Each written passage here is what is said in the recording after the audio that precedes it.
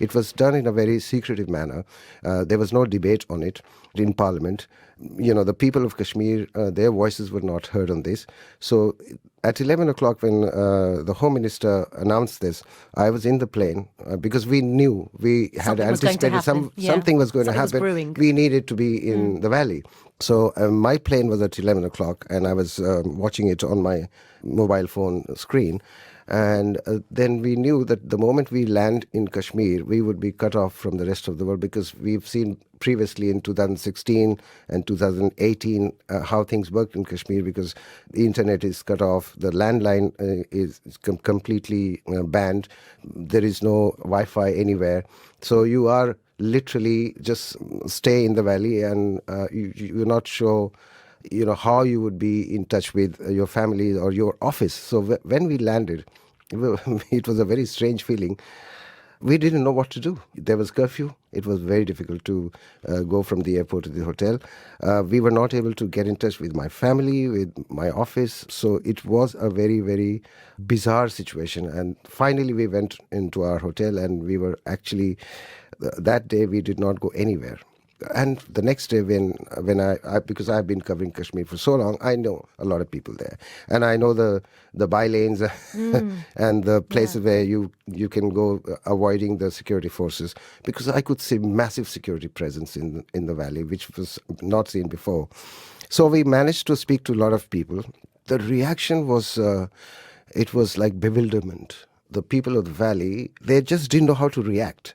They were absolutely flabbergasted. They had not anticipated that this special status would be removed, because that was something that they were very proud of, and that safeguarded their culture, their language, and their territory. Now they were saying that once this is implemented, the demography of Kashmir would change, because this valley is 95% Muslim. They were worried about their language being diluted, and the North Indian culture, which is the Delhi culture, coming into the valley and ruining everything. So they were really, really upset. They were angry, but they didn't know how to let out their anger, because there was total curfew and they just couldn't get out. Eventually, when they did, there were clashes with the security forces, and we covered that. The government of India initially claimed that everything was fine. We saw people coming out of their streets, throwing whatever they had in their hands, stones or whatever, at the security forces. And they came out shouting slogans, "Go back India." And this was just letting out their anger and frustration and their bewilderment.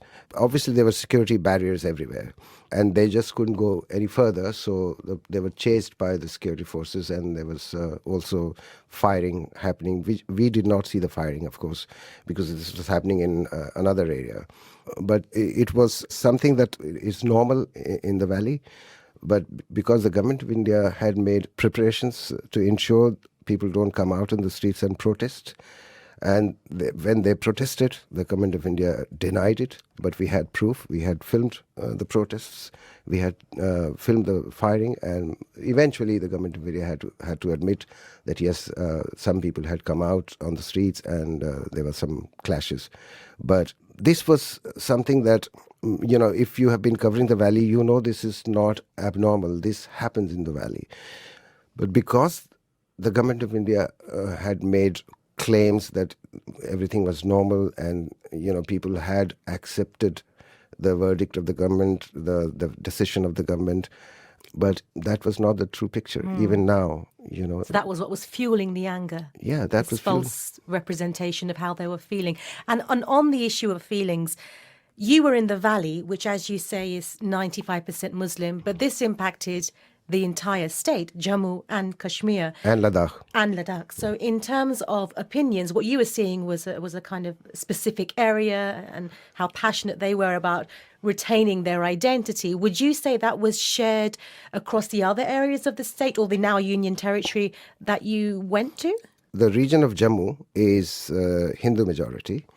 It was assumed that perhaps they would easily accept the government of India's decision. And we saw in the Indian media, Indian TV channels, people celebrating the government's decision in the Jammu city. I couldn't go to Jammu because it was just impossible to travel to Jammu. But I managed to go to Kargil, which is in Ladakh. It's one of the 2 districts in Ladakh, and it's high up on the mountains, Himalayas. It's a Muslim majority district. In Kargil, people were very angry with the government's decision for a different reason. People of Kargil do not mind being part of India as long as their distinct identity is maintained, which is as long as Article 370 and 35A are... What's 35A? You mentioned 35A is also like you cannot buy land in the Right. Jammu and Kashmir state if you are from India or from anywhere else, you know. So that safeguard was gone, and that's why they were angry. So they don't mind being part of India.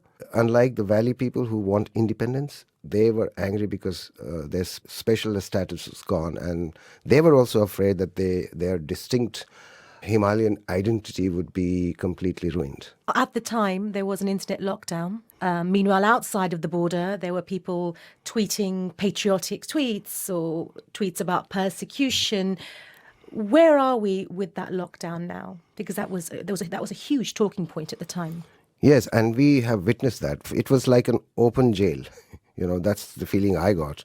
I've been going to Kashmir for so long, and there have been disturbances in the valley in 2016, 2010, Yes. 2018. I never felt so cut off from the rest of the world.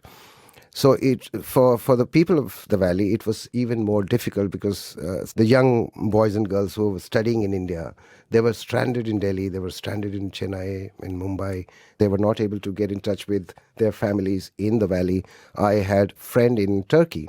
She was trying to get in touch with her family desperately, and she had no news of her family, and she was posting her angst on social media. So eventually, when the government faced a lot of criticism especially from the international press, they had to gradually relax the lockdown. For example, after a couple of weeks, they allowed the landline was restored, and then the prepaid mobile phones were restored. But postpaid mobile phones are still banned. Internet is still banned. You could watch TV if you have, if you have satellite TV, satellite connection. Otherwise, the TV is also banned. So we're 3.5 months on, and they Yeah. still don't have full connectivity. They still don't have full connectivity. And I've been reading posts about people who are still too terrified to go out, to go to Friday prayers, for example, others who are unable to do their work. There's a picture of a journalist going around who's doing bricklaying now because he can't do his job. Is this the kind of thing that you're hearing as well? Yes, I have lots of contacts there, and they do complain of, not, for example, they cannot access social media because there is no internet. So, and almost 90% people have mobile phones, and they have internet connectivity on their mobile phones. So everybody's used to social media, everybody's used to the internet, but they still cannot access it. So they're frustrated. Jobs, even though there is no curfew right now, the situation is curfew-like. So, for example, if you are a local Kashmiri, you have to go out and about. It's not very easy for you to just go out anywhere as you like. There will be lots of barricades you have to cross, lots of questions you have to answer. Security forces are everywhere. And More than usual, because as more you than say, usual. they're used to it in And many ways. Yes, about 30,000 extra troops are among the thickly populated Srinagar and nearby areas. So mobility is restricted. People in Jammu are also feeling that perhaps their euphoria or celebration was premature, because they realize now that they are going to lose the special status of their state, and now they are fearing that mainland Indians, the Gujaratis, the Marathi, everybody will come into Jammu and buy land and open shops and industries. And we've seen in many hill stations in India how Commercialized they've become, and they're fearing that might happen in their state as well. But Mr. Modi's argument here was that A, it will unify the Kashmir Jammu area with the rest of the country, and B, it will improve infrastructure, it will improve business prosperity, because he believes that the area needs development. Is there any sign of that happening? Is there any indication that we are going to see this infiltration as these people fear? I come from a very poor state in India, from Jharkhand, which Yes, is in one the of the north, poorest yeah. states, is eastern part of India, one of the poorest states in India. And whenever I have gone to the valley, I have been struck by the relative affluence.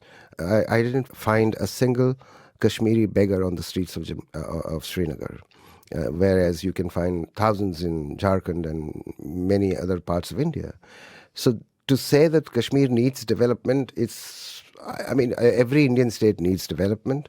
But I think the infrastructure-wise, Kashmir, the valley is not so bad. I But think Jammu, Jammu commercial is also centre. Jammu is also not bad. The people of Kashmir, most people own have their own houses. In Jharkhand, probably 20-30% people have their own houses. So it needs development. They all feel that because tourism is their main industry, and tourism, it needs infrastructure. It is there, but maybe it can be improved. But their question is, at what cost? I mean, you need development, but not at the cost of losing your identity, your culture, your language. And this is what they're fearing that might happen the moment mainland Indian businessmen and industrialists come over to the valley. They will have huge buildings, hotels, resorts, and, the land is limited. So you're going to go up on the mountains and have your resorts. Or where will you do it? So And you live in Delhi right now, yes, the I do. capital of the country, and you must interact with lots of businessmen. What do they feel? Is there interest in developing there from other parties They would. outside of there? If I'm a businessman in Delhi, Yes. it is music to my ears because they are almost virgin territories. The commercialization of those places has not happened as yet, as much as other parts of Indian tourism areas have. So obviously, it is very good news to me, and I would love to go and establish some hotel or whatever industry I'm in. But there is a lot of hostility against people from mainland India. There is a element of fear as well. The government might try, because the might of the Indian state is too much to take on for the people of the valley. So, yes, if I'm the government, I would ensure that people feel secure and go and establish their shops and their businesses. But I don't think the mainland Indian businessmen are ready mentally as yet in terms of security, that they would go and things would be fine. interesting. Of course, it would create jobs. But I think if you talk to the people of Kashmir, they are not interested in... a lot of people have told me, young boys and girls, we don't want your jobs. We want independence. So I don't know. If, over a period of time, if people start getting jobs, then maybe this anger or this yearning for independence might sort of come down.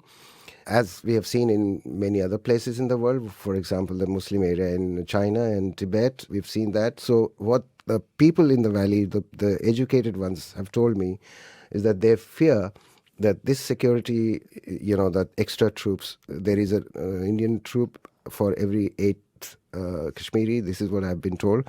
So they said that this is going to continue. The security forces will not be sent back. They will stay on for years and years. And then it would be like people from mainland India would come. Eventually, over 2-3 generations, their demography would change. There will be more Hindus and other Sikhs and other people. And today you have 95% Muslims. 3 generations later, probably there'll be 50% Muslims. And these are the fears, genuine fears of people who are educated in the valley. And they are really, really afraid of that. And just for clarity, when you say independence from India, not necessarily to be a part of Pakistan, independence to be their own state. There are 3 kinds of people in the valley. The large majority have been going there for many, many years. The large majority of them want independence from Pakistan and India. They don't want to live either with Pakistan or India. There is a small section of society which is pro-Pakistan.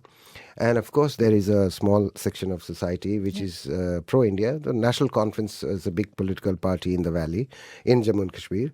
And they have always been pro-India. They identify themselves with the Indian state, and they have accepted the Indian constitution, and they have fought elections within the ambit of the Indian constitution. But right now, after the revocation of Article 370, all three elements are feeling let down by India, more united. and they're united. Yeah. And because there is no political freedom right now, so pro-India political parties and leaders are also very angry with the government of India. They've got their relatives to tweet on their behalf. For example, Omar Abdullah was the former chief minister, and then Mufti, former chief minister. Her daughter is tweeting on her behalf. They're sounding like separatists, and they were not separate. They were part of Indian ethos, and they had become the chief ministers and they formed governments. But today they are, I think if you look at their tweets, they are not, because they are under house arrest, so we cannot talk to them. But they're sounding like separatists, and some people, therefore, in India are saying that perhaps this move might boomerang on the government. We've spoken so much about tourism in the valley. Describe to us just how beautiful it is. I've gotten close, but I've seen it from the peaks of Vaishno Devi, which is a pilgrimage in Jammu area, but I've never gone into it. You haven't been to the valley? Never been able to because of safety concerns. I always say to my friends who have never been to the valley, and I have been to the Alps, I have been to many parts of the world, I have not seen a more beautiful place than the valley, really. I mean, Pahalgam and even Srinagar, if you look at the Dal Lake and the mountains overlooking it, lots of temples, Hindu temples are there. There is one very famous temple up on the mountains. The weather is beautiful. If you want to enjoy the snow, this is the only place in Shimla you can go to in India. And I think strategically also, it is a very strategically located, China and Pakistan. So India wants to have its presence there.